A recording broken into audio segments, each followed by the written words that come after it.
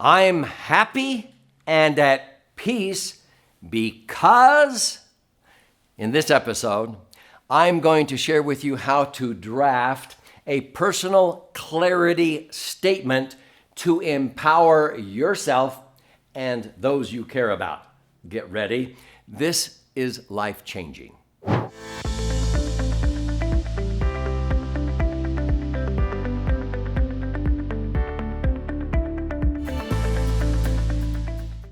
So my name's Doug Andrew, and I've been helping many thousands of individuals, families, businesses get clarity on their future by getting super clear on where they're at, but most importantly on where they're wanting to go. And so one of my favorite exercises that people rave about is what I call the clarity experience. And so this is step number 3 out of 4 steps on this clarity experience. And so be sure and check out the other episodes on this channel about how to be able to frame this clarity statement and write down your goals in all 3 dimensions of what I call authentic wealth in past tense with a proper mindset. Okay, so I'll briefly explain what I mean by that and then show you how to draft your own personal clarity statement, which I do and tweak on a quarterly basis, and I continue as I progress in life. I tweak it a little bit, I record it, I listen to it when I drive, I read it, I put it under glass on my desk, I put it in our bathroom on the mirror, because you become what you think about. Get ready and I'll show you how powerful this is. So this is called the clarity experience. This is step number 3 out of 4. And so in the other episodes where I talk about the framing, this is an 11 by 17 sheet of paper that I usually prepare and hand out to my students, my children, my grandkids, my employees, clients. And I do this in an online event called Retire by Design, which we usually teach on a monthly basis. And at the end of this episode, I'll show you how you can register for that for a substantial discount. Now, this particular form, I've already covered in 2 previous episodes how to frame this R-factor question and fill out your goals in these 3 dimensions. And once you understand this, then you're ready to write down your clarity statement here at the bottom, which is step number 3. So let's make sure you understand this. When people sit down and they have the proper state of mind, and it's this: if we were sitting here and then you write down 3 years, 1 year, some time frame, because when you set SMART goals, these are specific. That's the S. M is measurable. A is attainable, okay. R is realistic, okay, and it's relevant. And T is in a time frame. Those are called SMART goals. And so what you're doing is you are having the frame of mind. If we were sitting here 3 years, or 1 year from today, if this is our annual meeting in December in our living room with our family, our kids and grandkids, if we were sitting here 3 years from today, or 1 year from today, at the end of this next year, 2022 or 2023, looking back over that year to today, what has to have happened in our lives for us to be happy with the progress we made? And they write down their goals in past tense. So in the other episode, I went through and I talked about some of the goals, and every one of these goals in the financial dimension, the foundational dimension, and the intellectual dimension are always in past tense, meaning it's already accomplished because you're projecting yourself into the future looking back. And that's a very critical state of mind, because you actually, see, professional actors don't just act the part. Really good actors become the part. And so those are the movies we like the most. And when you become the part, you actually envision yourself as having achieved those goals. It makes all the difference in the world. So half of the battle's been won. 55% chance you will achieve it because you're envisioning this. So you write down your goals in the financial, okay, the foundational and intellectual. And over here in this one, it's how you're going to give back to society, your time, talents, and money. Maybe you're going to volunteer at your church. You're going to teach troubled youth, and you're going to donate to a humanitarian fund, which is one of our favorite funds we donate to. So once you take 10 or 15 minutes is what I usually give our children, our grandchildren to do this. They're writing down all of these goals, and as they do this in past tense, they're getting super energized, because when you have clarity, that gives you energy. And I can actually feel it in the room. Okay. And so as they proceed to write, at first they're hesitating, and then all of a sudden the pen starts to flow, and they get all energized. You can feel it in the room. It happens every time. Now, to show them the contrast, when they're done with that and I say, okay, time. Now, they still have maybe some blanks they want to fill it in, but I go, now how many of you, as you were writing down your goals in past tense, felt more and more energized the more you wrote down your vision for your brighter future as if it's already happened? And they always raise their hand. Yeah, wow. And I go, okay, now let me show you the contrast between those. Now I'm going to do something very evil, is what I tell them. And I usually have my Harry Potter wand, and I pull it out. So I'm going to use a pen here.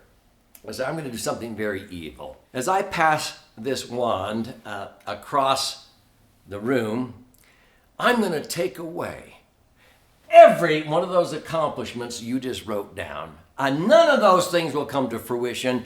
I am going to take them away from you. Now, just saying that, in their minds, you can feel the energy in the room just get sucked out. It's amazing how they feel when they all of a sudden saw all these accomplishments, and then I just entered the thought of taking them away, and they accomplished none of them. The contrast is unbelievable. And then I say, well, I'm not as bad as I look.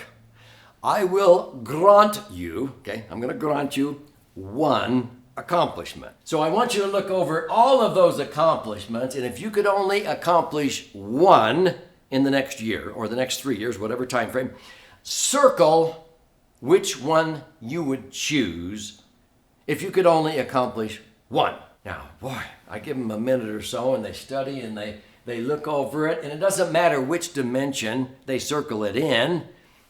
But you wouldn't believe 80-90% of people that I do this with usually circle something in this foundational dimension. It's not about money most of the time. It's not really about going out and learning something new. It's usually about relationships with their health, with their kids, with their grandkids, with their God, becoming closer to God or whatever. It's usually down in here that most people circle. Now, if you don't circle one down here, it doesn't mean you're all fouled up. It just means that's not a priority to you right now. But it's pretty predictable. Now, this is what I say next.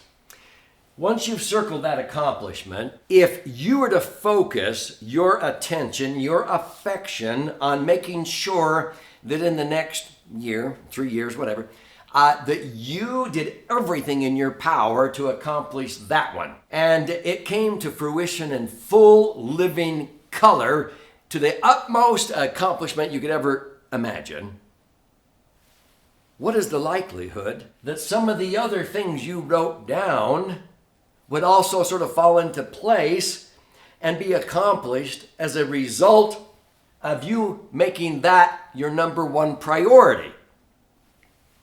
Everybody goes, yep, very likely. And then I say, okay, now I'm going to let you choose 2 more.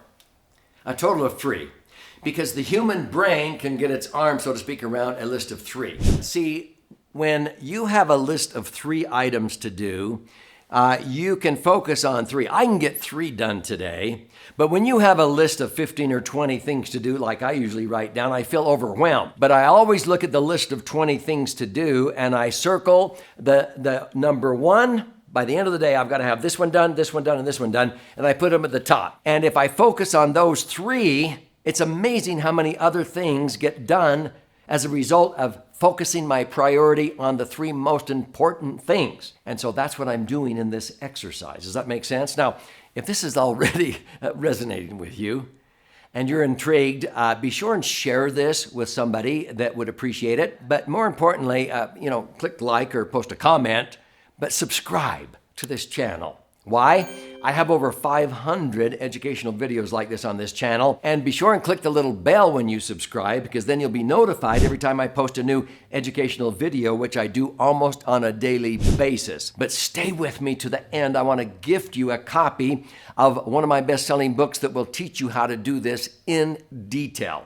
Okay? Now, so going back to this concept, if I have them circle 2 more, a total of 3. Now, they can choose any 3 accomplishments, but sometimes I'll say, well, circle 1 in the financial, 1 here in the foundational, and 1 here in the intellectual. They don't have to. And so I give them a moment or two to look and say, if you could only accomplish 3, which 3 would you choose? Okay. So as they do that, they will think, okay, if I only had 1, it's this one. If I could have 3, it would be this one in financial, this one in foundational, this one in intellectual. So they may circle in the financial. We've protected our assets and have established our family legacy bank. This oftentimes is one of the most important ones that people circle when they write it down. I don't tell them to write that one down, but it's amazing how many people do after they go through this 6-hour course called Retire by Design. Down here in the foundational, they many times will circle one like this. We have established our equal opportunity trust. Most trusts are equal distribution trust, and I teach in that 6-hour course, there's nothing more unequal than the equal distribution to unequals, and people go, what? And when they understand that our Creator does not give equal distribution of blessings, let's say of health, to all of us, regardless of how some of us may choose to abuse our bodies, our Creator gives us equal opportunities. So when I leave behind my assets to my kids and grandkids, I want to leave behind equal opportunities, not equal distribution, because I don't want to dump a bunch of fish in their lap. I want to leave behind how to fish. And so this is called an equal opportunity trust with rules of governance, where if they get a scholarship for college, you might match it. Or they can borrow to start a business and they pay the loan back. Or you go into a joint venture, you require skin in the game. That's what I mean by equal opportunity. So many people will circle something like that. Over here in the intellectual, we've established 4 family generational traditions. I teach a lot about family vacations with a purpose, grandpa's camp, family traditions where you get together and set goals like this every December. And so they usually like to circle that as a goal. Now, this is what I say again. If you focused the next year or 3 years, your primary attention, affection, on making sure these 3 goals came to fruition, to the utmost you can imagine, full living color. You made sure those were your 3 top priorities. They are the most important. What is the likelihood, because you made those your priorities, that a lot, if not all, of these other accomplishments would likely come to fruition as a natural result of you focusing on those 3? And everybody's hands go up. Isn't that amazing? This is the fastest way I can teach how to determine what matters most. And when you focus on what matters most, that increases the accuracy in which you achieve all of your goals. But it never ceases to amaze me how many young kids never learn in college and our universities how to prioritize and determine what matters most. That's one of 12 principles I teach in my book, Entitlement, Abolition. So that is the clarity statement that they're going to write down. So what is it? It's right down here on the bottom. And I simply say, I want you to take 2 minutes, no more than 3, and describe who you are now when all of the accomplishments that you've listed. So I'm saying get back into the frame of mind. You focused on those 3, and so let's assume all the others occurred also as a natural consequence. And so get back into the state of mind that every one of those goals you wrote down has come to fruition. Describe who you are now that you've accomplished all of those. And I put it in a succinct clarity statement. In other words, their clarity statement, they write across the bottom, and it's really answering the question of I am happy and at peace because, or in other words, this is what you would hope people would say about you, maybe at your funeral or whatever. So when you're answering the question, I'm happy and at peace because, which is how I started out this episode, Maybe they're writing down something so succinct. Sometimes they've been a paragraph long, but sometimes just a long sentence. I am a generous person, empowering my loved ones with equal opportunities through our family legacy bank, utilizing a perpetual KASH, knowledge, attitude, skills, and habits, fund, and rich family traditions. It can be that succinct. But see, that's a clarity statement. And then I have them record it. I have them share it with other like-minded, abundant-minded people. And by sharing, you'll dramatically increase your chance to succeed. Watch the fourth step to see how to take it from a 55% chance of coming to fruition to over 95% chance. But I record this. I listen to it when I drive. I put it under glass on my desk. I put it in the bathroom on my mirror. And this becomes something I constantly think about because you become what you think about. And that's why we call it the clarity statement. And I tweak mine every 90 days. I just add a word. Things get more abundant in my life. When you hit a certain mountain peak, what do you always see? Another mountain peak you didn't see until you got to this one. And so as life progresses, continue to tweak your clarity statement and see how empowering this is.